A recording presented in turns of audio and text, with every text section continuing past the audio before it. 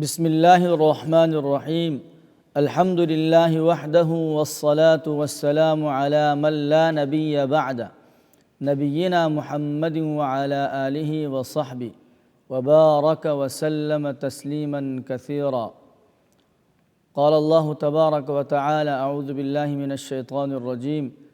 وعهدنا إلى إبراهيم وإسماعيل أن طهرا بيتي للطائفين والعاكفين والركع السجود صدق اللہ العظیم۔ ناظرین محترم، یہ ماہ رمضان ماہ مبارک ہے۔ اس میں اللہ تبارک و تعالیٰ نے بندے کو اپنے نزدیک کرنے اور اپنی رحمتیں اور برکتیں اپنے بندوں کے لیے جو رکھی ہے انہیں حاصل کرنے کے لیے اس ماہ مبارک کو چنا ہے۔ اس ماہ مبارک میں جتنا ہو سکتا ہے عبادات کا اہتمام کرنا چاہیے، نماز کا، روزے کا، اور جو اس ماہ مبارک کی سب سے اہم عبادت ہے وہ روزہ ہے۔ اور اس کے ساتھ ساتھ یہ جو آخر کا عشرہ مبارکہ ہے، آخر کی 10 راتیں ہیں، اس کی فضیلت اور زیادہ بڑھ جاتی ہے اور اللہ تبارک و تعالیٰ کی رحمتیں اس میں اور زیادہ متوجہ ہو جاتی ہیں۔ اور اس میں جو طاق راتیں ہیں خصوصی طور پر، اس میں اللہ تبارک و تعالیٰ نے لیلۃ القدر کو بھی رکھا ہے، اور ان میں اللہ تبارک و تعالیٰ نے ایک اور عبادت جو خصوصی طور پر اپنے بندوں کو ہر طرح کے فتنوں سے، ہر طرح کے باہر دنیا کے جو لوازمات تھے ان سے نکال کر کے خاص اپنے لیے رکھنے کے لیے اعتکاف اس میں اللہ تبارک و تعالیٰ نے رکھی ہے۔ اور اعتکاف ایک ایسی عبادت ہے جسے ہم جو واجب اعتکاف ہے وہ رمضان ہی میں کر سکتے ہیں۔ رمضان کے علاوہ بھی ہم نفلی اعتکاف تو کر سکتے ہیں۔ جو رمضان کا جو اعتکاف ہے اس کی فضیلت کو ہم صرف رمضان میں ہی حاصل کر سکتے ہیں۔ اور آپ صلی اللہ علیہ وسلم کی روایت، بخاری کی روایت ہے کہ عائشہ رضی اللہ تعالی عنہ فرماتی ہیں ان النبی صلی اللہ علیہ وسلم كان يعتكف العشر الاواخر من رمضان حتى توفاه اللہ ثم اعتكف ازواجه من بعده، کہ آپ صلی اللہ علیہ وسلم کا یہ معمول تھا، جب ماہ مبارک ماہ رمضان آتا تھا تو آخری عشرے میں آپ صلی اللہ علیہ وسلم اعتکاف فرماتے تھے،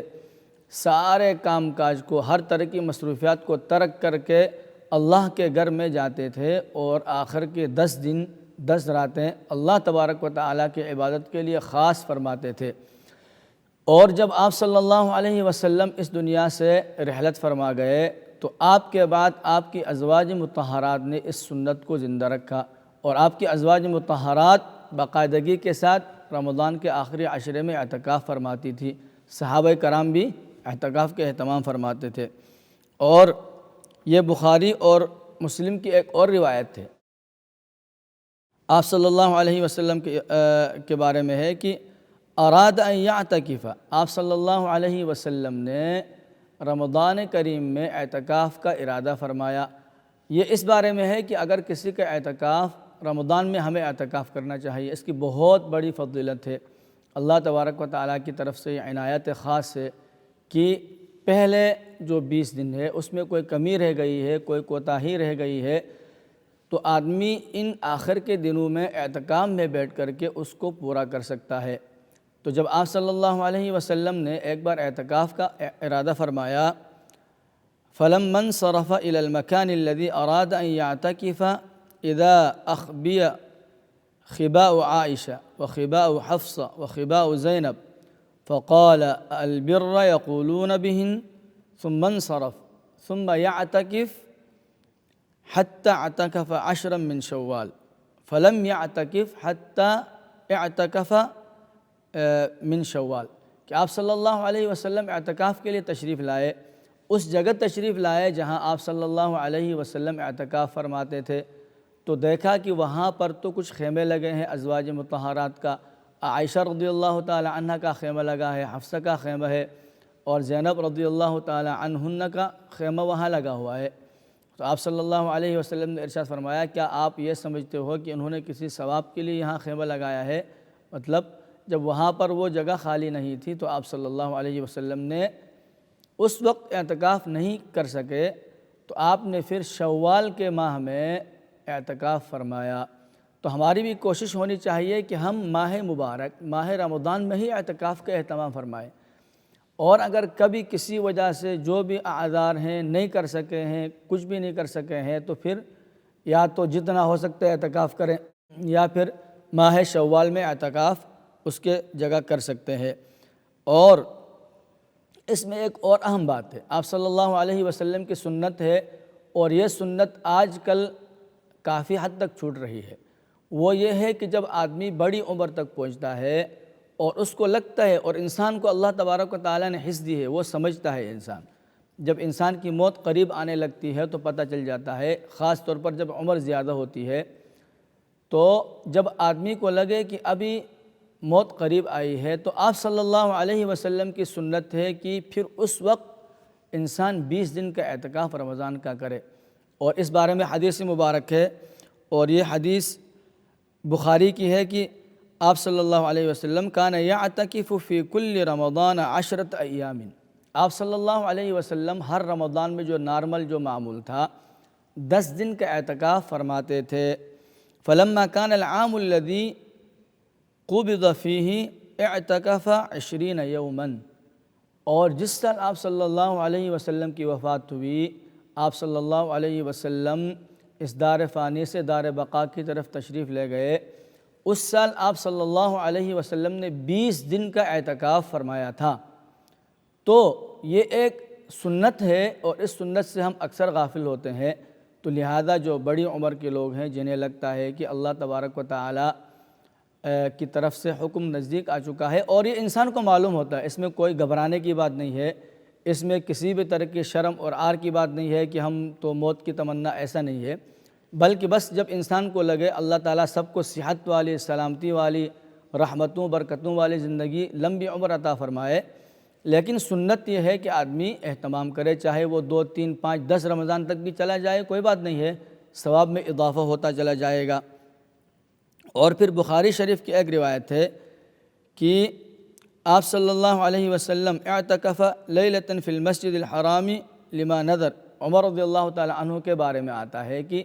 اگر رمضان کے علاوہ بھی اعتکاف کر سکتے ہیں، کسی نے نذر مانی ہے تو اس کے لیے بھی اعتکاف کر سکتے ہیں، کہ حضرت عمر رضی اللہ تعالی عنہ نے نذر مانی تھی کسی کام میں کہ میں اعتکاف کروں گا، تو رمضان کے علاوہ بھی آپ نے روزہ رکھے بغیر بھی اعتکاف فرمایا تھا۔ اور اس کے علاوہ آپ صلی اللہ علیہ وسلم سے ایک اور روایت ہے ابو داؤد کی، عائشہ رضی اللہ تعالی عنہ فرماتی ہیں کان رسول اللہ صلی اللہ علیہ وسلم اذا اعتکف یدنی الی رأسہ،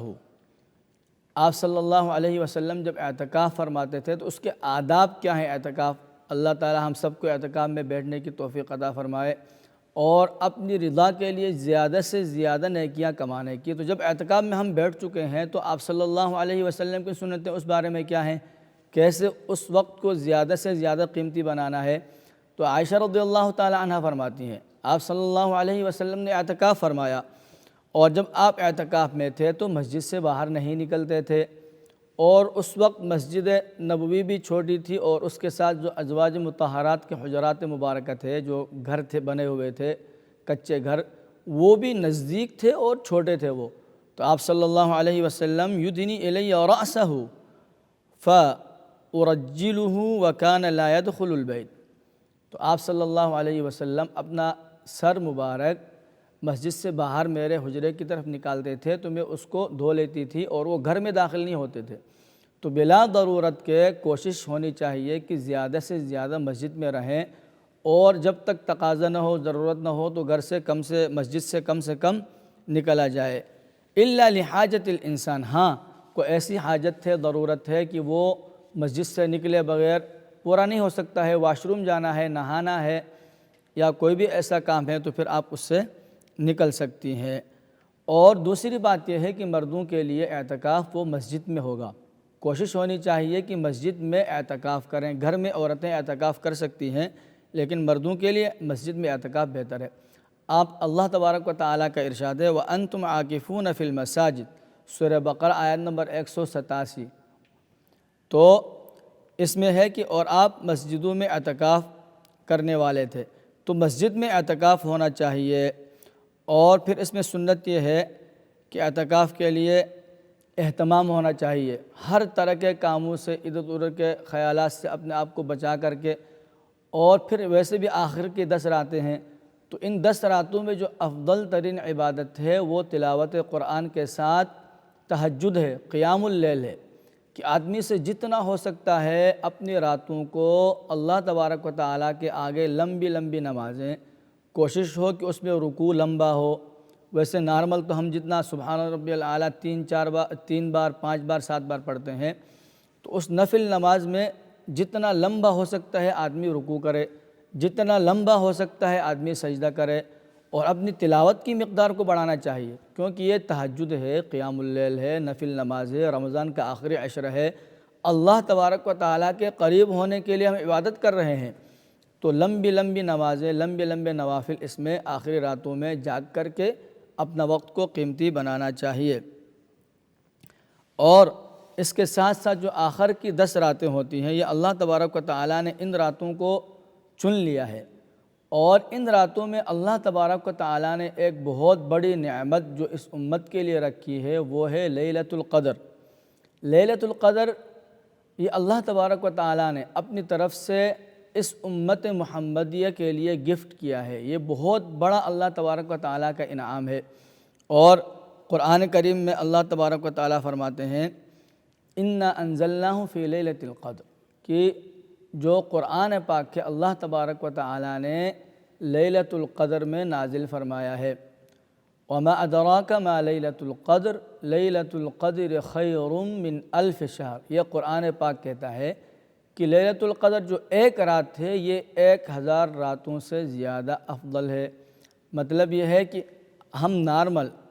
ایک رات میں جو عبادت کرتے ہیں، کسی کو لیلۃ القدر مل جاتی ہے اور وہ اس میں عبادت کرتا ہے،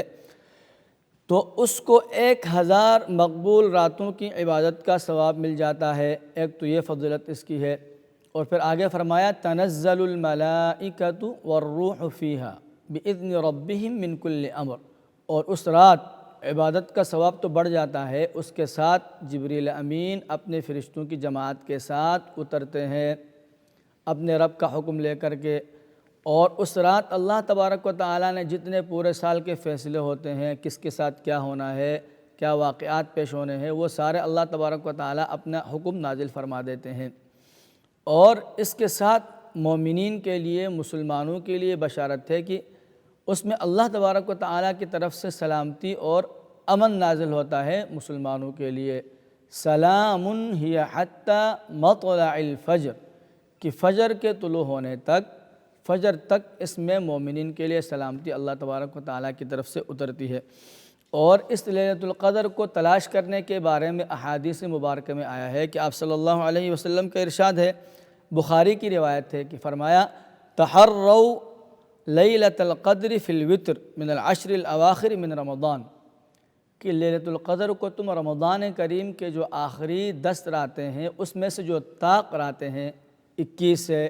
23 سے 25 27 29، ان میں تلاش کر لیا کرو۔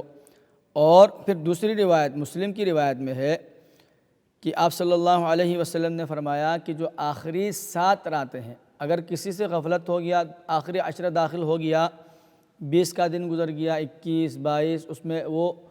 نہیں جاگ سکا، لیلۃ القدر کی تلاش کے لیے نہیں جاگ سکا ہے، تو اب بھی ڈرنے کی اور نا امید ہونے کی ضرورت نہیں ہے۔ دوسری حدیث پاک میں ہے کہ غفلت ہو گئی ہے تو کوئی بات نہیں ہے،